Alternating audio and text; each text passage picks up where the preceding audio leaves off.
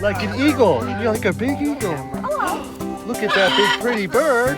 Oh. So Kowia Jon here from the Kowiachobee Animal Preserve, the executive director there, and I'm here today with Keriellen Lohrman, who runs the Bird Gardens of Naples. So what we've been doing is trying to interview people that in the nonprofit business, but we also wanted to give them an opportunity to describe to people what they are or what their purpose is and what they're actually trying to achieve, rather than you to hear it from somebody else and them guess at what they're really doing.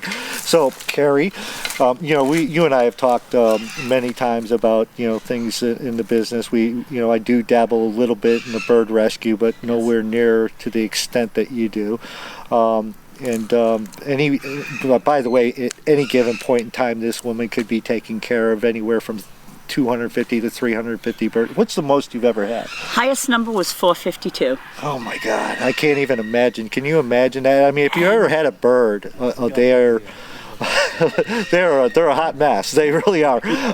So yeah, a lot of respect goes out to anybody that can handle that or even tries to attempt that. So basically, just feel free to kind of give us an idea of how you got started in this, why you do it, and basically what your actual purpose is. Because like with a lot of us, there's a lot of misconception about what we are actually here for and what we do.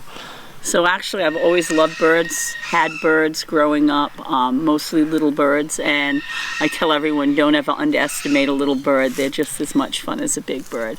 When we got to Florida, I started getting larger birds and started breeding birds and started breeding larger birds, and then I decided I wanted to have a piece of land where the older breeder birds who were no longer producing offspring could just retire out life, could just like live their life and enjoy. And of course, with that comes rescue. Yeah.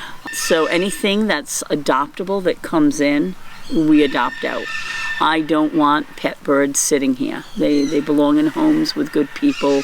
We have a whole vetting process for that. Birds that have some issues and need some rehabilitation, we'll do our best to rehabilitate to get into a home. Then we've got some birds that have some major hormonal issues and they get to stay in sanctuary. We have some older breeder birds in sanctuary. We also do adopt out the older breeder birds to other facilities such as the Everglades Wonder Gardens, the Westminster Christian School. I don't want a small zoo or nonprofit going out and purchasing a baby bird to put on display, so I have no issues with placing birds with people like that. Also, conservation. Conservation is so important. We support many conservation programs, even locally.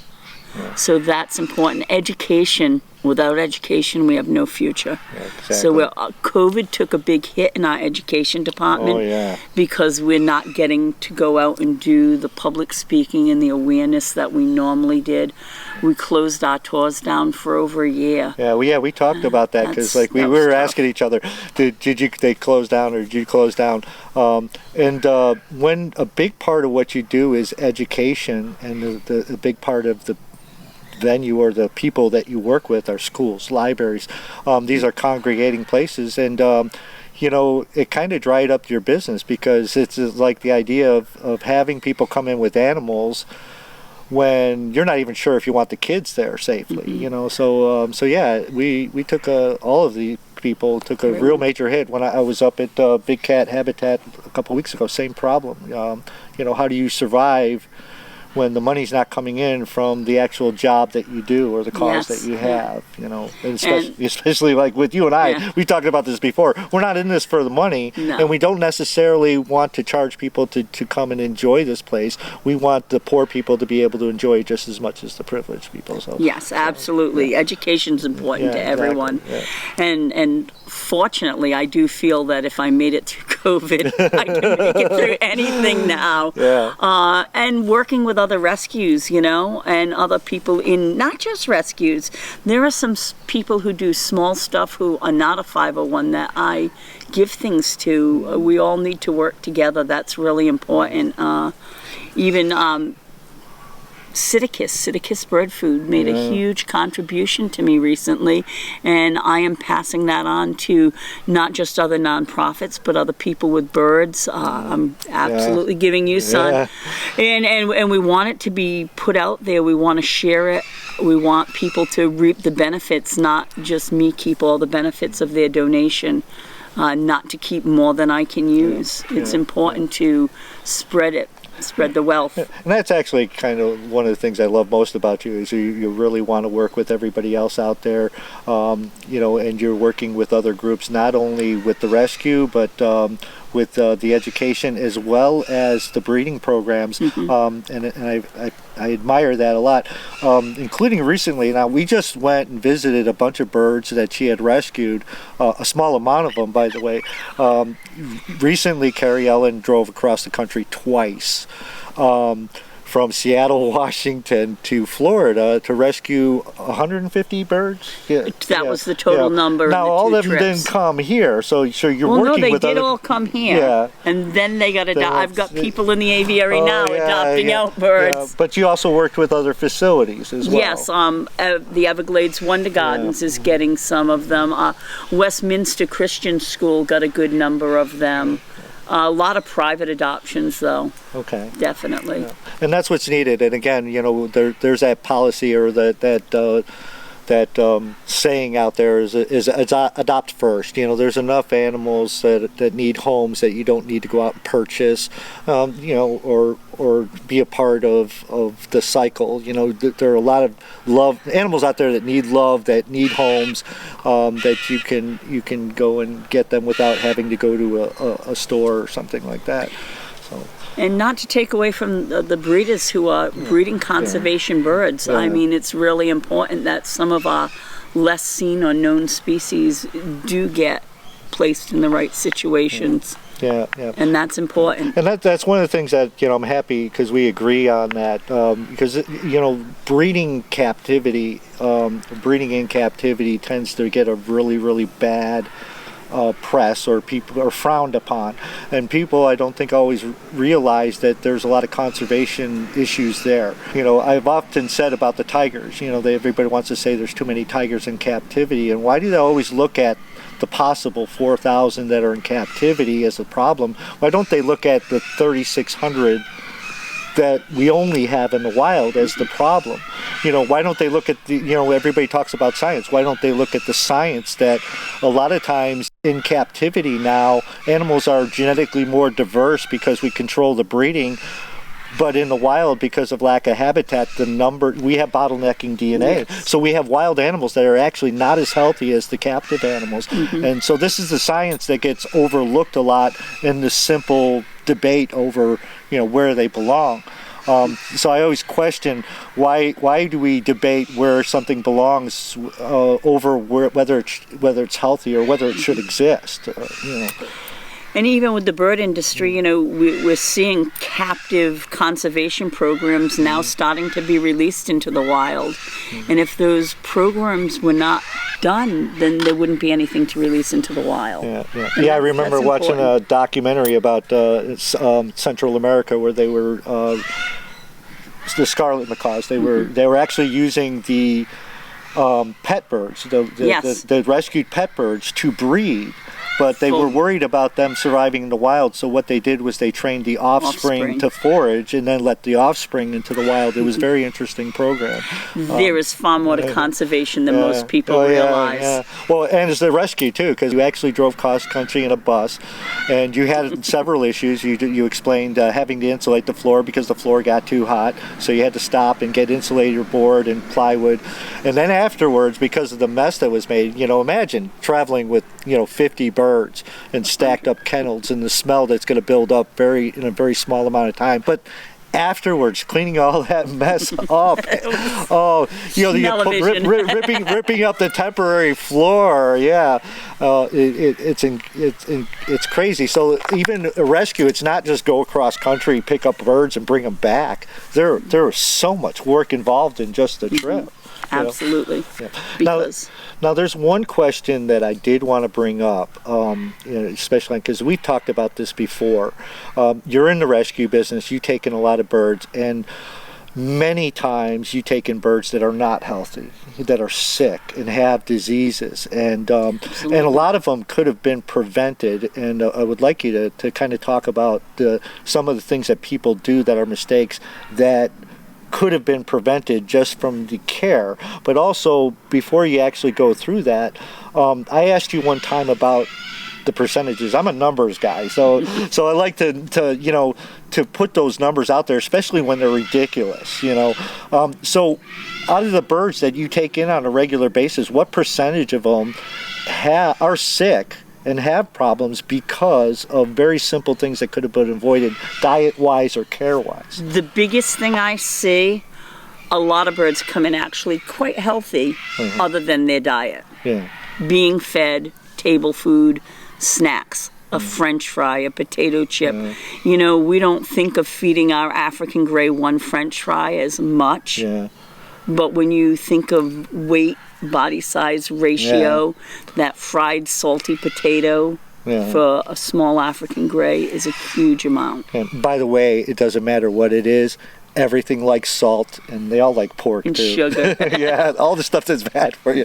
Pork rinds, oh yeah. Everyone's like, well, the bird wouldn't eat it if it wasn't good for him. Yeah. That's not true. No. I'm lactose intolerant, and I'll still dip into an ice cream every now and then. Yeah. So they're no different than us. Yeah. They're opportunistic omnivores. Okay. So like, what do people usually feed that they think is okay for the bird or good for the bird, even that they really shouldn't? Table for pasta, potatoes, and I know you rice. mentioned sevevel times peanuts. Peanuts. Yeah.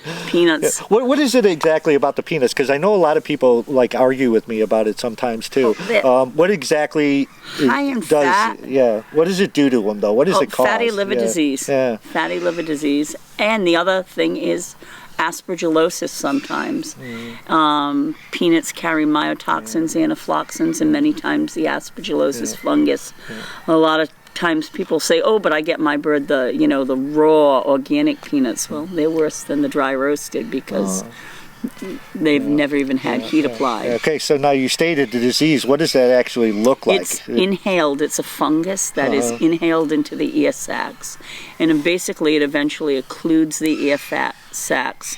And very much like emphysema in a human. And it doesn't happen with one So it's like if your bird develops a peanut habit, it's kind of like a smoking habit. In essence. Major respiratory problems. Yeah. And that's the other thing. A lot of people tend not to realize they'll smoke in the house with a bird.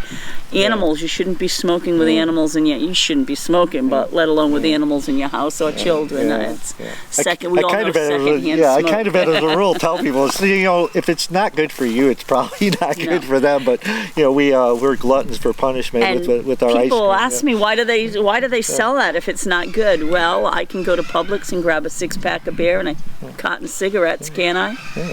Pack of fried chicken. Yeah. It's all about what is sellable. It's a commerce business. It's capitalism. And I do tell people, the internet of misinformation, the web of misinformation. There's a lot of great information on the web, but look for articles written by people who are actually like an avian nutritionalist. Yeah. And there's a few good doctors out there who do write on that. And if anyone wants to know, they can contact me and I'll direct them in the right direction to talk to those people who actually know what they're talking about. Another conversation we've had in the past, and I've let you know that I have rescued birds in the past and taken them in nowhere near the scale you have. But I stopped doing it with the idea that I felt like I was putting them right back in. Or you make the deal where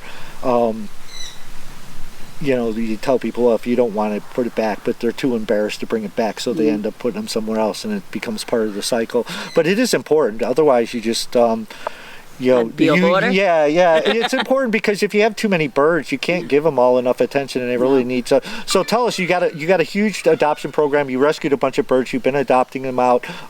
So tell us a little bit about your adoption program and how it works. So after the birds have been vetted, and we also, when you do adopt, we tell you have to make an appointment to revet the bird. And somebody asked, why would you revet a bird that's been vetted? Because it's important that you build a rapport with your veterinarian and that bird. Yeah. But what we do is have you fill out an application. We have you come and do the educational tour. We do home visits, vet references. If you don't have a vet because you don't have animals, we'll gladly set you up with a local vet. We have done a lot of Zoom stuff now due to COVID. I do long distance adoptions. I recently drove to Louisiana to do adoption. I did the home visit, and I think I'll be doing a home visit to adopt a different person in Louisiana. So I have traveled. I've traveled to Georgia. I've traveled as far away as Maine to do a home visit. I also rely on people I trust to do home visits for me. Well, that's excellent. And again, for people watching, why do you do this? Because it is that serious. It is that big of a decision, and it's what's right for the birds. I mean, we've made that statement before. It's just as important for the bird to choose the person as the person to choose the bird. So no, don't think you're just going to come over there and say, "Oh, I want a bird," and expect somebody to give it to you. You know, because basically the problem is that people get things with the idea that they can just get rid of them if it doesn't work out. We don't want those people. We want people that are serious. And that is one of the keys. I foster first. So if you choose a bird that you want, it goes to your house on a trial basis. I don't want people swapping them out like a trade-up program, but I want that bird to be in your house, for you to settle with that bird, to make sure there's going to be an actual bond there, and that it's going to work out, that you're happy, that the bird's happy. So we foster first, and then we adopt. But we always adopt a foster with the idea of a foster failure. So they have the contingency plan B. That's always so good. So is there anything else you want to add that you want to basically let everybody know about your mission? Of course, this is the Bird Gardens of Naples, Florida. And we're always looking for volunteers. Yeah, always looking for volunteers. We're always all looking for volunteers. Not just me, and, all of us. So Kowiochobee's in Naples. She's in Naples. Real quick, give us a website address where people can look for you. www.birdgardensofnaples.org, and the phone number is on the website. That's my cell phone. If I don't answer, send me a text. Yeah. Okay. Awesome. So one last thing is, people have also often asked me, with what I'm doing, what does it take to do this? Passion. Passion. She said it before I said it. It's the only answer, passion. I show people the rock. If somebody gave me a stone, Dave Johnson gave me a stone one time, because that was the first thing that I told him when he asked me about what it takes. And it's just a round stone that's sitting in the front of the property that says passion on it, because that's what it takes. It's not a part-time thing. It's not a hobby even. It's your life. It's everything you do. You eat, sleep, and breathe what you do. So don't even think about getting into this kind of thing if you don't have a passion for it. So my daughter's pregnant. She was in false labor last night, and she said to me, "Mom, I think I'm having the baby." I said, "You have to wait. I have a film tomorrow." That's the level of it. Yeah. So awesome. So again, Kowia Jon from Kowiachobee Animal Preserve, Keriellen Lohrman from Bird Gardens of Naples, and love you people. Just support them, support us. And again, we state this over and over again. If you want to help animals, really want to help animals, support local. Don't give to these national agencies. You don't know where the money's going, and you'd be surprised to find out what they're not doing with it. But here, everything's survival. We need the money. We need the help, and it's not just money. It's Home Depot cards. Material. And a lot of people want to say that's not big enough. I never argue with somebody. I never argue with this. I get it on YouTube all the time. It's like, that cage is nowhere near big enough. I said, you know what? I agree with you 100%. Send me $20,000 and I'll fix it right now. Yes. That's Come out basically here with a shovel and some wire. Yeah, exactly. We'll both fix it. Yeah, we'll all fix it together. So we need the support. There's people out there fixing the problems, taking care of the problems, coming up with the solutions. Support them. Don't just be one of those people that's going to sit there and complain that there's a problem. Don't be a judger, be a helper.